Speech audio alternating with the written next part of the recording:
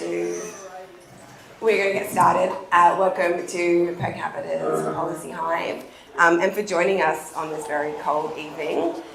First, I just want to start by acknowledging that we are on the lands of the Wurundjeri people of the Kulin Nation and paying my respect to elders past and present. Sovereignty was never ceded.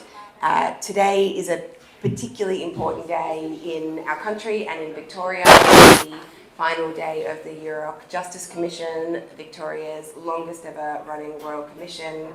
At Per Capita, we work to build a fairer and more prosperous society. We will not achieve that while we have left behind large parts of our society. Truth-telling is the first step, and I, for one, am incredibly proud to live in a state that will be the first state in Australia to reach treaty with First Nations people. So today, in our Policy Hive, we have Gavan McFadzean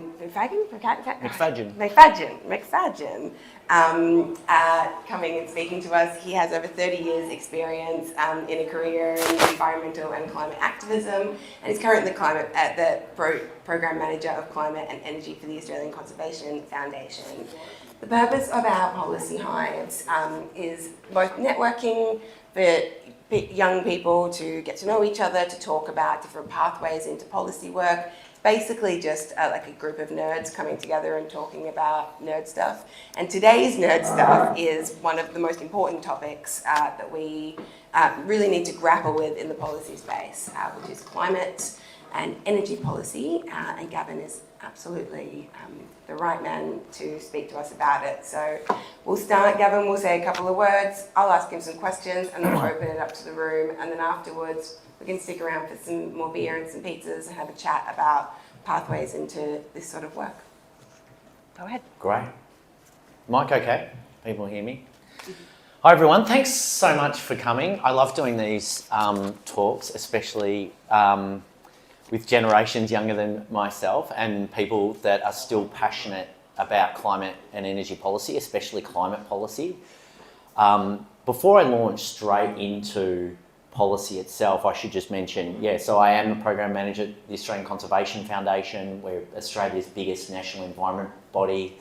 Over 600,000 supporters now across the country, been around for about 60 years, and we occupy kind of pretty much the centre of the political movement on climate. So we've got groups to, I guess, our left, Greenpeace, Friends of the Earth, and then right out to Extinction Rebellion, and then I guess to our right, WWF, more of the nature-based groups, think tanks and so forth. So we sit around the political centre.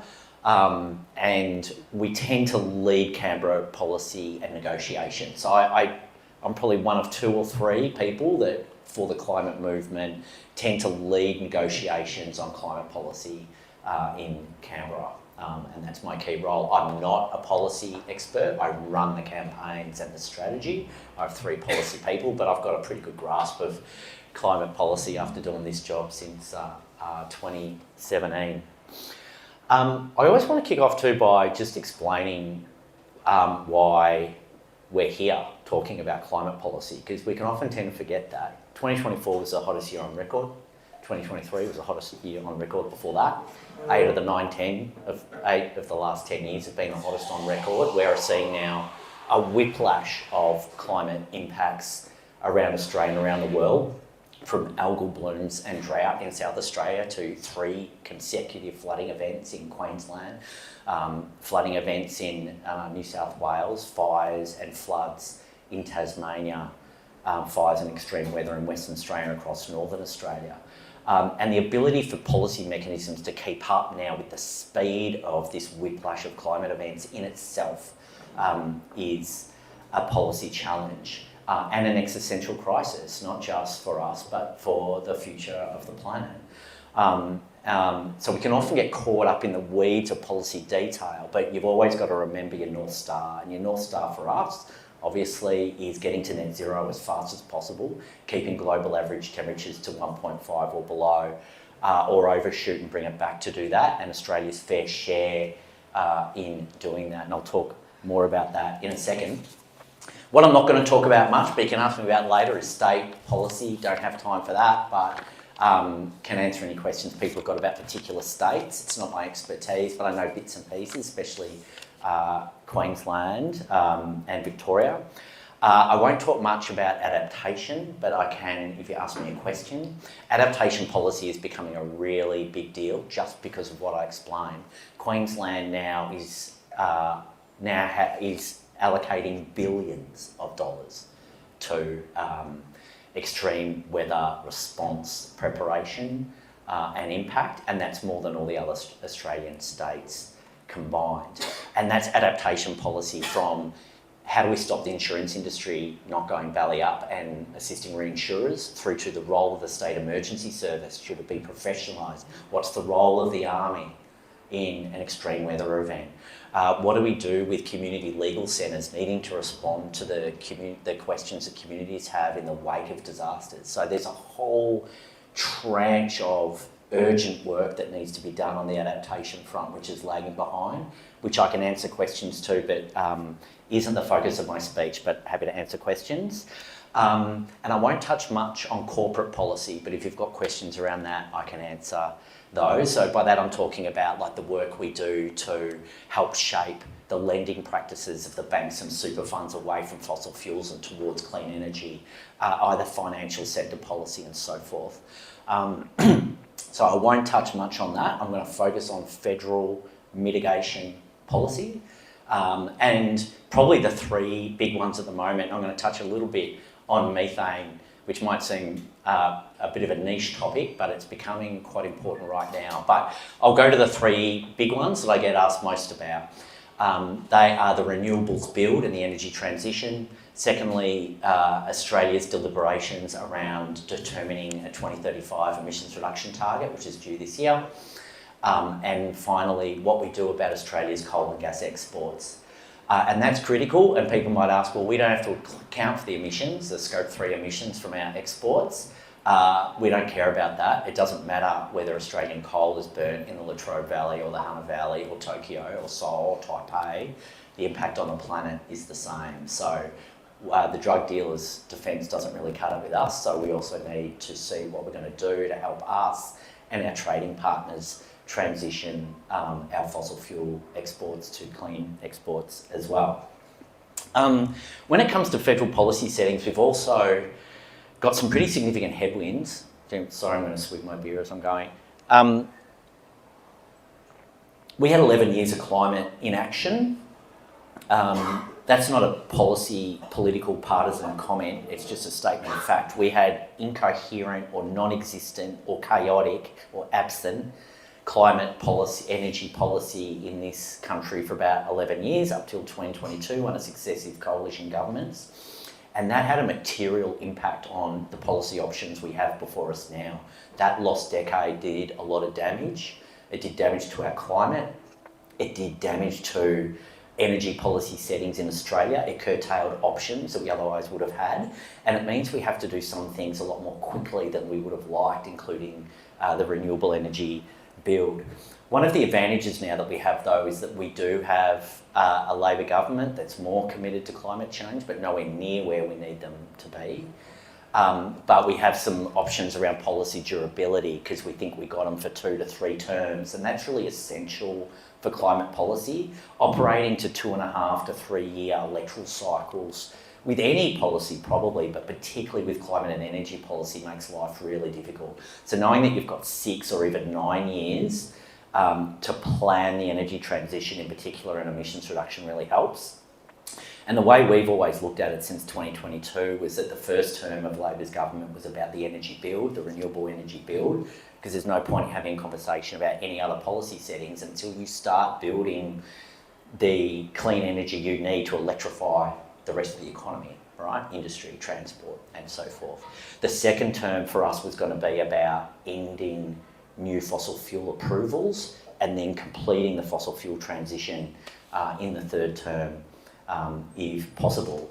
That said, we'd love bipartisanship on climate policy. The countries that tend to lead on climate policy have high levels of bipartisanship. It doesn't matter who's in government. So it's been very frustrating with us that our federal options, not state level, at the state level, some Liberal governments have actually been excellent, but at a federal level, it's been very difficult being able to really only work with one potential party of government and not both. You can fire questions about nuclear energy at me if you want, and knock yourselves out with that, but we felt that nuclear energy wasn't a solution for Australia and it was actually an excuse for the coalition to persist with the internal party turbulence it had over climate denialism, and so we felt that actually got us nowhere. But I can go more into nuclear energy if you want me to, or if you've got questions about the federal election campaign. The other kind of headwind we've had on federal policy has been a downturn in international cooperation and climate ambition. So we've had three. Does everyone know, when I say COP, does everyone know what I mean? A COP? Yeah, great. So the last three COPs have been in petro-states. We might get a COP next year. We're about to find out, probably at a meeting in Bonn later this month. Some would say Australia is a petro-state. But what's happened is that the lack of policy coordination and ambition in those COPs has slowed global ambition. Trump winning in the US has exacerbated that. He's pulled out of Paris. US is only about 13% of global emissions, but still plays a big role. Biden really got emissions down quite well over his term, but now without US leadership, further international cooperation has been quite difficult, and so lifting Australia's ambition when the world's not lifting its ambition makes our job harder. And you've also had some pushbacks in some of the states. For example, we got some really good climate outcomes in Queensland, but the new Chris Fully LNP government in Queensland is now reviewing some of those policies, and that makes federal policy more difficult, if that makes sense. You know, if the states are curtailing their ambition, it puts even more eggs in the federal basket. And then there's some really good policy that's just not on the table. It's an oldie but a goodie, but the best climate policy ever invented is a market-based mechanism called a carbon price, and that is politically untenable in Australia, even though it is the most efficient way of reducing emissions. So then we have to look at other ways of doing policies, imperfect as that is. So you might have heard of something called the safeguard mechanism, which was coalition policy. We worked intently, we led the negotiations for the movement with the federal government to improve the safeguard mechanism, which is imperfect policy, but you put as much lipstick on the pig as you can to turn it into a lever that can get emissions, in this case in the industrial sector, down. So policy is really steeped in what is politically achievable. In terms of the challenges, so as I said, I'm going to talk to three big ones, and I might touch on methane quickly. So the renewable energy build, so as I said, we inherited chaotic federal energy policy by 2022. We feel that actually Chris Bowen, as Energy Minister, has been brave when it comes to the renewable energy build. We've seen significant gigawatts of energy built in Labor's first term. The last quarter of last calendar year, renewables actually reached 46% of the grid. Like, we're nearly halfway there. It's astonishing, really, when you think about it. And some of the federal policy levers that have been pulled there have been really effective. I suggest if you want to look at a particular policy instrument, take a look at Labor's capacity investment scheme. It's almost like a reverse auction. The lowest bidder wins. That's been astonishingly effective at getting renewables built and in the grid. Labor's also committed big money. The federal Labor government's got big buckets of money for the task. You might have heard of things like the Rewiring the Nation Fund, Powering the Regions Fund.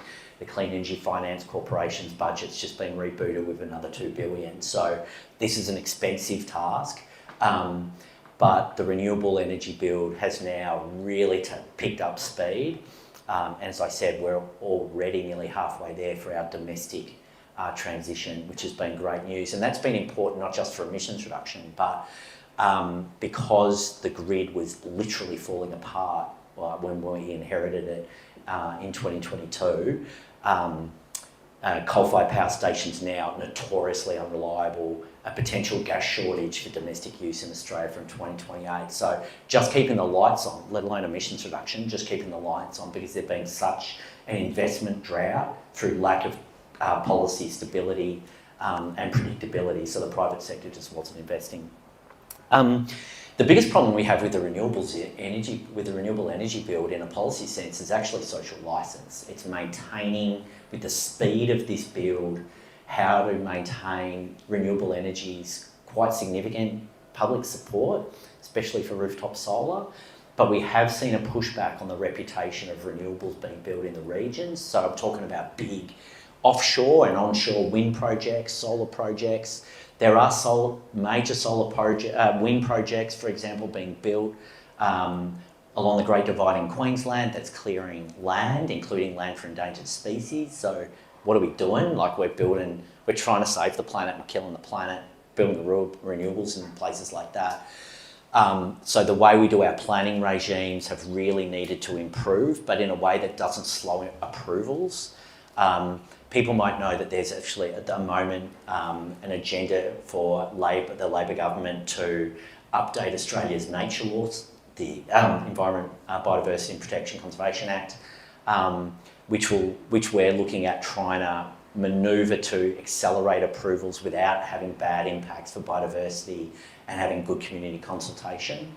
But there's also been some really, as I said, sort of sincere concerns about where the renewable energy bill's going, what are those impacts going to be on communities, what's the community benefit, both financial and non-financial, jobs and so forth. But there's also been a lot of mis and disinformation around renewables as well. Like we get crazy stuff about wind turbines affecting whale migration, bird strike has been an issue, although in some places that actually has been an issue. Visual amenity is a big issue, like a lot of tree changes moving out to regional communities and then not wanting to see a wind farm on the ridge tops around where they live. So maintaining the social licence of renewables, given the speed at which the build needs to happen, in some ways faster than we would have liked, because we hoped that we were building renewables in the last decade, but we weren't to any scale, has been the big public policy challenge. And maintaining social licence is an essential ingredient of any policy agenda. If the public resists it, you will get massive headwinds and problems with the delivery of that policy. The second policy challenge we have at the moment, this is probably the big one for the next few months, is the 2035 target, 2035 NDC. Do people know what I mean when I say 2035 emissions reduction target? In 20... Just give a bit more detail to it, just in case. So that's, every 5 years we're required to submit an NDC, a nationally determined contribution. That's how every 5 years the target we set to get our emissions down. We have an emissions reduction target to 2030 of 43% on 2005 levels. So against 2005, reducing emissions by 43% by 2030. That's a mediocre target. It's just aligned to a trajectory that would see the planet warm 2 degrees. So obviously that doesn't cut it with us. But we did understand there was a lack of ambition again because of the lack of policy progress for the 10 years before meant that this government was really starting with a standing start, and so that emissions reduction task was more difficult. For 2035, the science is clear, it should be net zero. Not net zero by 2050, that you might have heard, net zero by 2035. That's not politically or economically achievable for Australia, I hate to say it, but ACF always has to start with what the science says is required, and that's what the science says is required. So then when we're doing policy negotiations, we work from there. We want a 2035 target with an 8 in front of it. That would still be 1.5 degree compliant given our carbon budget, which I won't go into too much complexity around that, but that would be our fair share. Anything under about 75 would be unacceptable to us. It just locks in too much more climate damage, and we don't think sends the right policy and economic signals to get the transition done. So how do you lift a government that's looking at probably about 67, 68% by 2035 to close to 80? And that's when the negotiation around policy really starts. And you're not negotiating a policy outcome for 68, you kind of bank that, and then you go, where is the other 10% going to come from? Australia still logs forest in 3 states. Stop that. It's a pretty obvious one to do. I would have thought it's astonishing that we're still logging native forests in 3 states in 2025. Land clearing. Australia is still quite a large land clearer, especially out of Queensland. Nearly 500,000 hectares in Queensland cleared a couple of years ago. Makes us the 5th, if Queensland was a country, the 5th worst land clearer on the planet. So start with land. You can do land use change. That would be really helpful.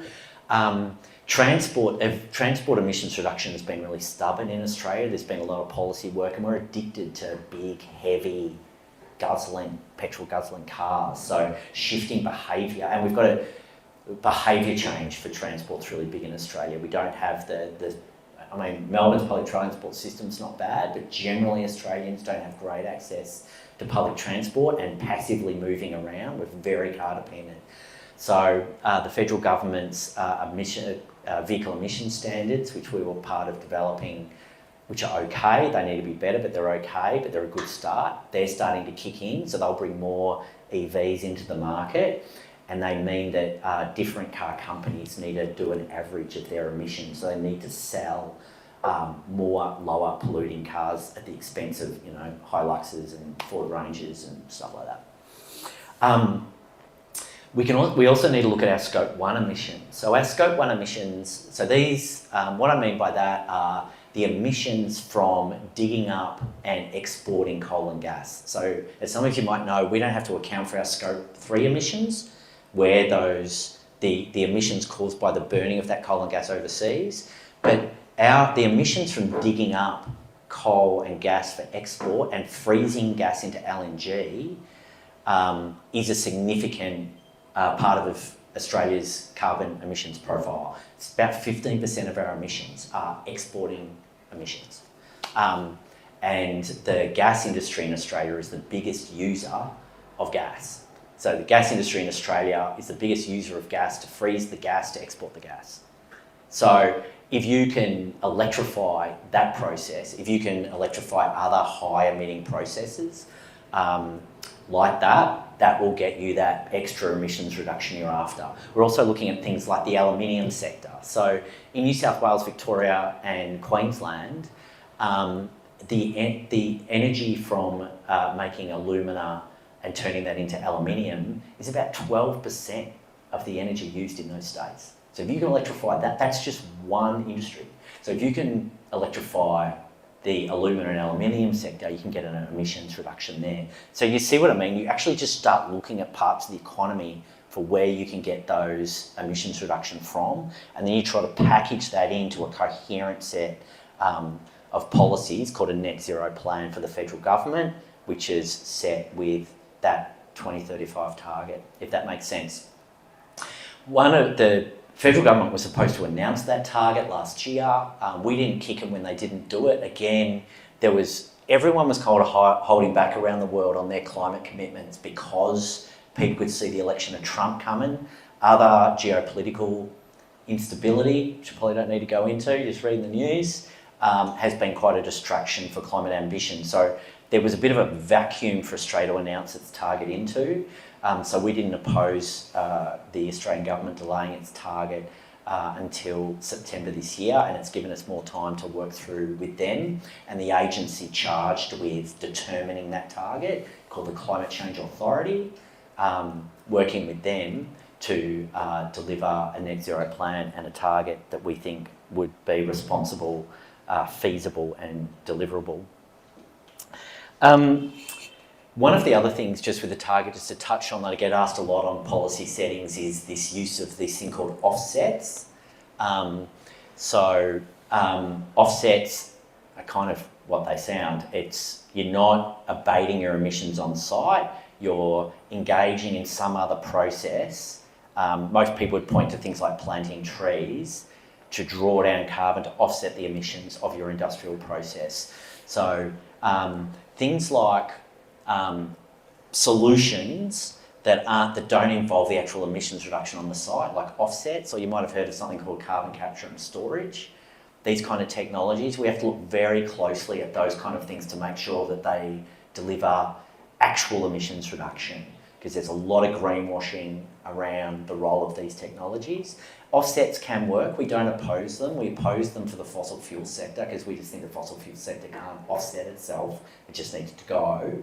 But there are some industrial processes that are really hard to decarbonise, cement production, brick making, that for which high integrity and transferable and transparent offsets will be required.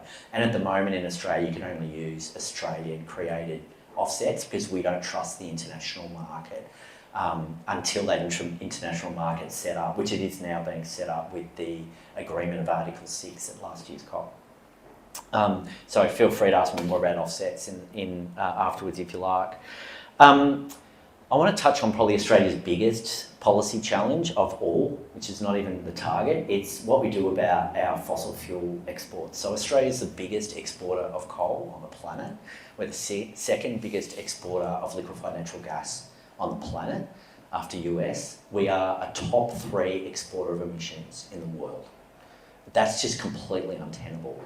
And while, again, people say our scope, we don't have to account for our scope 3 emissions, the countries importing our fossil fuels do. We need to work with Korea, Japan, Taiwan, China, the big buyers of our coal and gas, to work out how Australia can retain its mantle as an energy export superpower, but in clean energy instead of dirty energy. So this is where we start looking at policies that can leverage industries like green steel, green aluminium, green iron, critical minerals manufacturing. So that was where ACF, with private sector stakeholders, unions and others, worked with the Albanese government to come up with Future Made in Australia.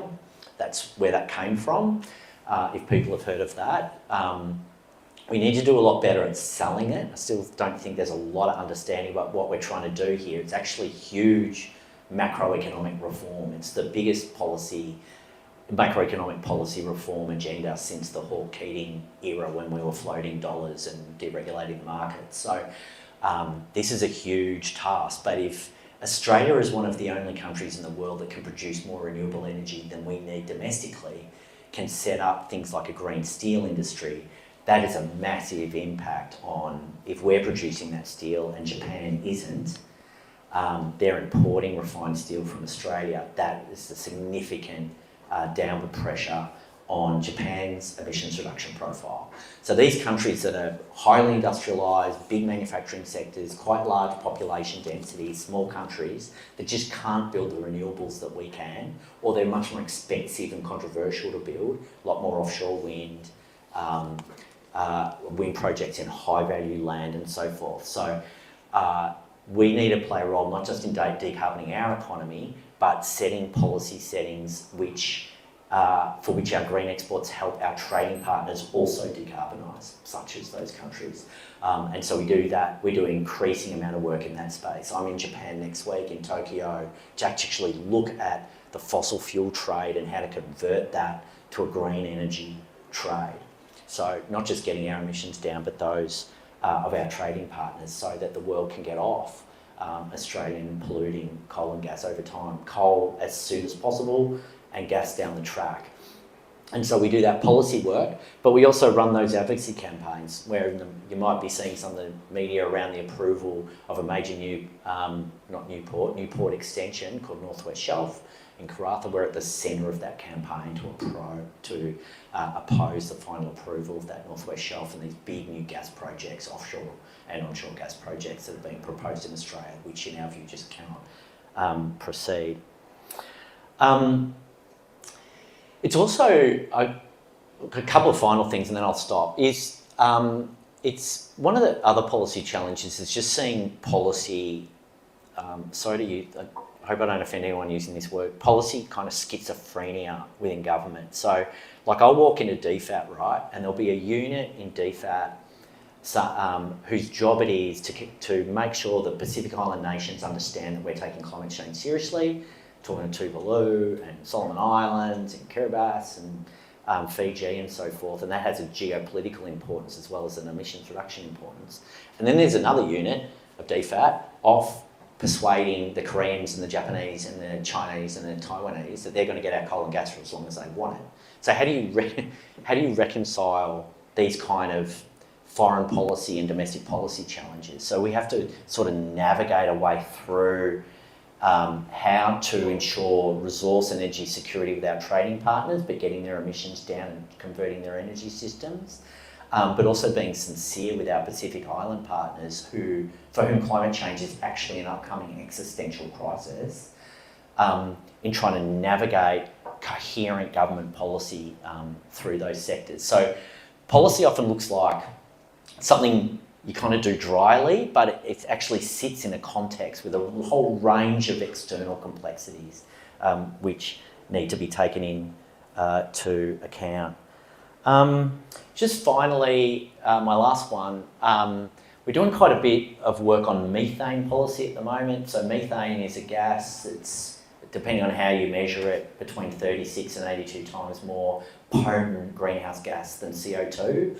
And there's a lot more energy going into looking at methane because it's so potent. So if you want to get deep emissions cuts quickly, you go to methane first, right? It's the most potent greenhouse gas. So methane, people often think of methane as an agricultural emission, cows burping, but it's actually mostly coming out of the resources sector. So this is things like capping open cut coal mines, because open cut coal mines are just releasing phenomenal amounts of methane. So capping coal mines, what we do about underground coal mines, and how to verify and measure methane emissions in Australia and get them down. This is just getting a lot more attention at the moment because it's been very hard to measure, but the British have put a bunch of satellites in the atmosphere, and now we can actually track what's going on in methane in Australia, and you can actually track it real time. So you can look at the satellite pointing over like the Bowen Basin in Queensland, a big coal province, and you can just see the belching methane coming out of that part of the world. So that's also directed a lot of policy attention around methane emissions, particularly when it comes to fossil fuels.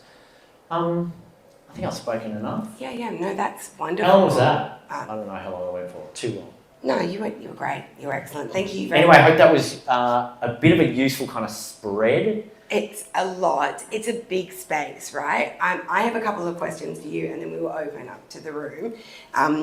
Sorry, I've been losing my voice, so please bear with me. It doesn't hurt, but it sounds like it does. So I want to start small. As I said before, in my spare time, I also sit on a local council, and so I can't help but not think about what's happening locally. I do think that we will become I think that we have the potential to be a renewable energy superpower, and that could bring a whole lot of prosperity. But we also will transition, right? It will happen. It will become more expensive eventually. What my concern is how we can use policy to make sure that as we're transitioning at whatever speed, we are not entrenching or creating new inequalities. So in the local space, that looks like who can afford the equipment that is electrifying. At the moment, secondhand electrical cars aren't really a thing. Getting solar on rental properties. Well, exactly. Social housing. I mean, I'm so sorry about my voice, guys. So City of Melbourne, but also say City of Yarra as well. These areas have more than 51% of the private dwellings are rentals. So if you are a renter, getting those changes on your house, or being able to move into a place where you know, all right, I've got a carport, so I'll be able to charge this car. How can policy help that on both in the national space? I know it needs to filter down, but that's going to impact the entire country. Yeah, and it comes back to that social license point too, right? Like, the more the public is down with emissions reduction and climate policy action, and this has been fairly a recent space. So for years and years and years, Australians were going, we want to see climate action, we want more climate action, we want action on climate change. Pretty limited understanding of what that would look like, and now people are seeing what that looks like, right? Where are the EV charging stations? Where can I get an EV? When are the prices going to come down? What about the luxury tax rebate, Yeah, because if you're buying your end-of-life car, you know, if you're 60 and you're buying your last car, this is that moment where you go, am I buying a car that for the next 30 years or until I can drive? Wait for the second-hand market is my tip. Because government fleets have just gone EV, so in 5 years there'll be a second-hand EV market. So if you have Mazda or your Subi, can last another 5 years, hang on. So that the social justice, so this is a really important point, right? Because you've got an opportunity not just to shift climate policy, but social policy and social equity policy. You can solve multiple problems with climate policy. You can make energy cheaper and more affordable. You can make the way people deal with their home, like through energy efficiency and so forth, their energy bills can come down. The availability, as we said, of EVs and more public transport. All these things that also need to have a social justice and equity outcome, not just a climate outcome. And we're really conscious of that because climate action was, and to some extent, is a bit elite. If you want to be an early adopter, it's a lot easier if you've got cash, so you're getting your solar on your roof, and now you can afford a $15,000 battery, which is why, you might have seen the Albanese government introduced during the election campaign a 30% rebate on batteries. That kind of thing is what we look at, is how do we let the point of entry for the public more democratic and more available to more Australians, and not just something for the wealthy. I said in the larger scale of that is workers out in areas that are far away from us, right? Like I don't think workers who work in fossil fuels, wake up every morning and go, gee, I just want to kill the planet today. They're going to work. This is their job, often the industry of an area. So there is that sort of deal with which we can sit in the city and go, gee, it'd be really great to quickly transition. Actually, there are people who are breadwinners for families, but we're also asking these communities to make large amounts of change, communities that I think different governments have treated in different ways, and maybe they don't trust government anymore, which I think goes to this social license. How do we bring people along in perhaps some of our more vulnerable communities where, if I lost my job tomorrow, I'd probably be okay for a couple of months, but if they lost their job tomorrow, that's it. You've got to do your community work. You've got to set good policy settings and then have the flexibility to tailor policy to different settings. So one of the early things that we worked with the Albanese government on was the establishment. We worked with Greg Combay, one of Australia's best policy thinkers, I reckon, in some ways, to establish a net zero authority that was handling the transition in different regions. So you might have a coal region like the Latrobe Valley in Victoria, but it's completely different to Gladstone in Queensland. Completely different. In Victoria, they've been smashed by neoclassical economics for 25 years, since the Kennett years, when the energy system was privatised and so forth, and now they're quite impoverished communities. They're quite disadvantaged communities that have fewer options. Gladstone's different. Gladstone's full of vocationally trained people that can do about 5 different jobs, and they're on really good salaries, and they've got their tinny and they go fishing out in the reef every weekend. So they're both communities that need a transition, but they're in very different places. And so you can't homogenise the transition. You've got to set good policy settings for how to get a region off, in this case, usually coal, mostly coal, because coal's a big job generator compared to gas, and look at what the comparative and competitive advantages those regions have to develop and drive new industries, and tailor that to those regions, because those regions are really different. No even coal community is the same. And my third question before we open up is a bit different. It has to do with this sort of group. If people are looking to work in this space, in advocacy or in policy around climate and environment, what are your top tips? And I have a little second question on that too, is how do you deal with the really shit days? Because we're not talking about small things. These are policies that if we get them wrong or if we do them badly, we will see people in communities outside of Australia and then inside of Australia suffer really badly. How do you sort of deal with that?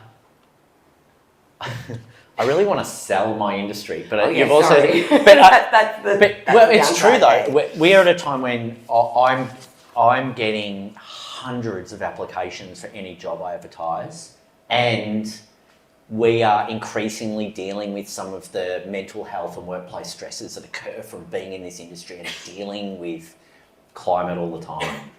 It's not stopping people from wanting to help save the planet. So what are some of the tips? One of my big ones, especially in the policy space, because I get people coming and go, Gavan, why didn't I get the job? I got a PhD, I got 3 degrees, I got this, I got that, and I did this. And I was like, I didn't see your values alignment. Where did you ever volunteer?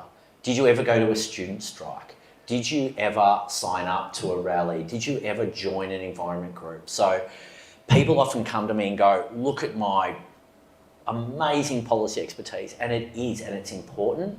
But what separates one excellent policy person from another excellent policy person is usually things like their cultural fit for an organisation, their values alignment, how passionate they are, why they're passionate, what brought them to want to interview for a job at an organisation like ACF.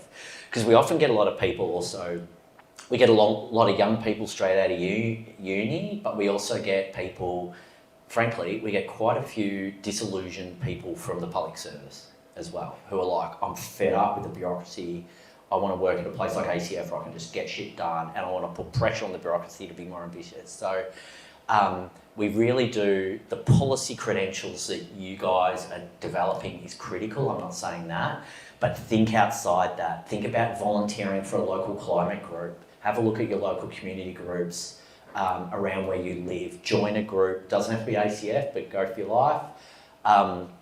And get more involved. It's that volunteerism and that values alignment will separate your CV from someone else's if you're looking for a job in the movement, like with an ACF or a WWF or a Greenpeace or a Climate Council. Yeah, I think also you'll find there's a lot of groups that you might already be in that are starting to have much louder climate policy wings. So I've noticed even just over the last 5 years, more and more unions will have their climate organising groups because it impacts us all. I mean, it impacts people, so it impacts workers. That's right. Yeah. All right, does anybody in the room have questions? We'll also come out after and have a more informal chat, but any questions from anybody here? Yes, thank you. I'm wondering what kinds of arguments you tend to use when you're talking to individual MPs or ministers. So I guess there's a few different ways you could go. You could go with like global inequality and people are going to be affected in low-income countries, or you could focus on people in Australia. You could go for like the air pollution aspect of fossil fuels, or maybe there's economic arguments around exports you've mentioned, or financial risk or so on. I guess I'm wondering, do you use like a bit of all of them, or do you find certain arguments work better with different politicians? Absolutely. Yeah.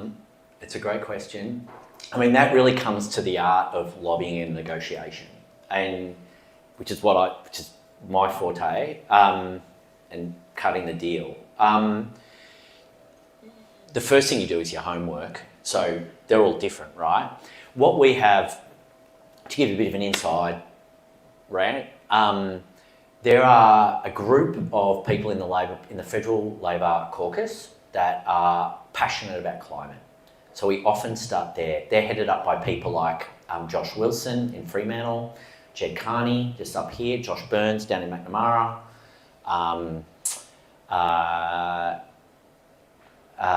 Kate Thwaites up in Jagga Jagga. There's about 20 of them. So we often start there. So we get some intel from them about both the pitch, but also the time. The timing can really matter. The timing of the pitch can really matter.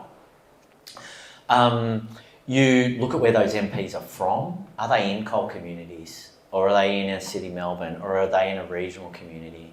And obviously what party they're from. So when we talking to the coalition about nuclear was another hoot, but it was really difficult because there was a good rump within the coalition that actually didn't really believe in nuclear.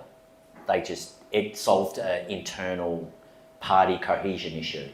Yeah, so I had a very senior National Party person coming up to me, for example, and going, Gavin, we know that nuclear is bullshit. Like, we know it's bullshit, but we're doing Like, we all knew it was bullshit Yeah. too, though. So, like, Some of them don't think it's. Some of the people in the coalition don't think nuclear is bullshit. They really have swallowed that program, and they're strong, passionate advocates for that. Others think it's bullshit.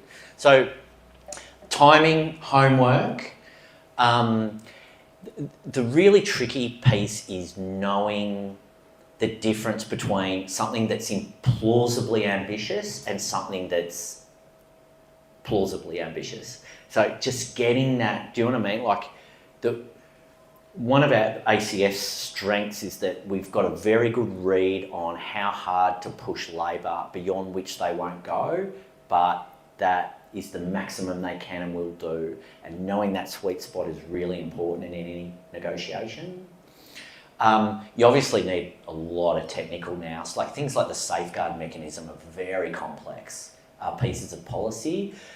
Sometimes we have to do things like our own modelling, like test if you pull this lever, what will happen to the system? And sometimes we don't want to trust government's modelling, or they won't give it to us. So we go out to Repitex and we get Repitex to model certain levers to know what are the settings that we should be pushing for and how hard can we go.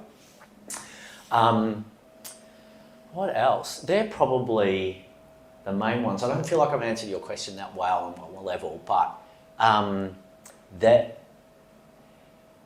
obviously the other bona fide is that we've always started with the energy system is where everything still comes back to, because climate action is about electrifying the economy, and if you can't electrify the economy without energy policy, so still the overwhelming amount of work is in that space. You can also look at the sort of pincer points that other ministers will have that will sort of jog their interest or their enthusiasm as a way through. So sometimes Bowen's not your best first port of call. Sometimes you might want to go to, well, it was Ed Husic in industry, for example. And so for industry policy, you kind of go that way. Or you would go straight to Jim Chalmers on things like corporate reporting and getting reporting so that the banks are more encouraged to release their policy about whether they invest in fossil fuels or in clean energy, that kind of thing. So that was a bit of a rant, but it was homework. Really understand the people you're talking to, like really research who you're talking to. Like, I don't go into any meeting without knowing like who some ministers' kids are, where they go to school, where like you know everything about people if you want to be an effective lobbyist, and you make sure that you know far more about them and the subject matter than they will ever know. And then sometimes you unleash other tactics. Protest, civil disobedience, getting our 600,000 supporters to sit in someone's office if they won't meet us, or write to them, or petition them, or lobby them. So there's a whole range of other like stakeholders or actions we can take to put pressure in the system to lift our ability to negotiate a good policy outcome. Yeah, nice. We've got a question at the back. Hi, this is just one of my questions, and I'm not an expert in this area, I just want to say this. I am also not an expert in this area. But in relation to hemp products replacing wood, and do you know anything about hemp, what the benefits of hemp in that area?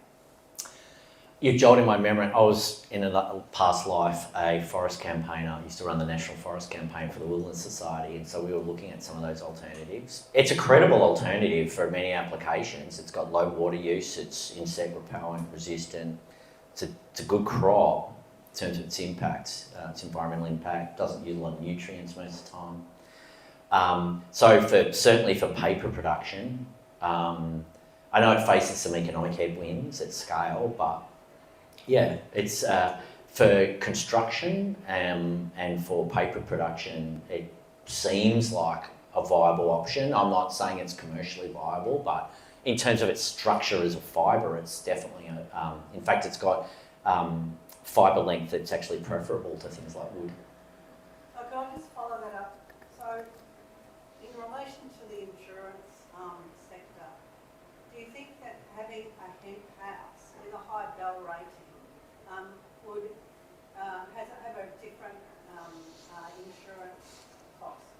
No. Why not? Because it's not. It is fire It's. resistant. Oh yeah, I'm not talking about properties. I'm talking about where the industry would accept that and do it. Well, Right. no, but why, So- there would be a benefit for the insurance companies to accept it. Maybe, yeah. Sure. Interesting thought. Actually, I wanted to ask you a question about insurance, so can I just piggyback off the Okay. back of that because I've got a mic. I wanted to ask about your thoughts around like compulsory insurance and it becoming part of our social safety net in the same way as other insurances like workers' comp insurance and. This is becoming a really big deal. The insurance industry was one of the first industries to take climate change seriously because it was an existential threat to the industry, which we're seeing, right? Like we're seeing it in Taree, even with the amount of claims that are happening there. So the biggest thing before you even get to materials like hemp or whatever else is placement. Like we are still zoning. You would know this from council, although not so much from Yarra perhaps. Yeah, not so much Yarra. I mean, Abbotsford used to be a swamp, but as much as I love it. But where we're placing housing developments is the first problem. We're still zoning residential developments in inappropriate places, and that just simply has to stop. And the insurance industry is now pushing the federal government to do that. So where you put development is the first thing, and then secondly, things like the regulations, the height limits, the materials that you use are all going to be factors. But this is a really now swiftly developing space because of the spate of flood events that we've had and the insurance premiums that have been pumped out, the unaffordability now of insurance. The insurance sector is insured by an insurance sector, if that makes sense. There's insurers, there's a global kind of insurance sector, and they are hitting now massive premium and financial viability headwinds. So the insurance industry is one of the ones that will need to be, well, we actually don't know what to do. What we want to avoid is huge, untenable levels of public support to prop up the insurance industry to keep premiums low enough that people will still insure their houses. That's not really viable because the financial cost to the public purse would just be astronomical. So it'll have to be through, as I said, zoning, material use and so forth as a way of making sure that people's properties just aren't in harm's way in the same way that they are at the moment. Okay, right. And there was one more question at the back, and then we might come out and have some pizza together and chat more. Yeah. So after the election, a few ministers read Ezra Klein's book Abundance, and there's been a bit of a discussion point around productivity, but also infrastructure development around that speeding up. Have you seen that reshaping things? Is that making you think about, especially to do with social license as well? So what was shaping? It's social license and also development of infrastructure. So if you talk about wind farms, rewiring Australia, is that a change in the landscape that you're seeing? Yeah, it is. Right through the supply chain, right? So the mining industry is now suffering significant headwinds because of extreme weather. So Australia's GDP was 0.2 in the last quarter down just on climate impact, just because a whole bunch of mines around the world were too flooded to export anything. So this is already having an economic impact. So where that hits us with climate is things like, for the first time, ACF is actually supporting a mining industry. It's the critical minerals mining industry that producing the materials we need. So the way we are now even looking at different ways that the mining industry needs to operate and behave to make it more resilient to climate change. Obviously, we don't want that to be the coal and gas industry. We just want that gone. But for the things that we need, like lithium and cobalt and so forth, right up to the other end of those supply chains and making them more climate resilient, definitely including things like wind and solar development and transmission. Transmission line development's been a particularly interesting one on that because it both can exacerbate climate impact, power lines can fall down and start bushfires, but also need to be more resilient to climate impacts, so that, like, one of the big problems we have, as everyone knows, is that when there's a place like Taree, the lights go out. Thargomindah, in those the lights go out. How do you make those communities more energy resilient, more local community energy hubs, so it makes those communities more resilient to the impacts of climate change, and the lights stay on, the electricity can still run.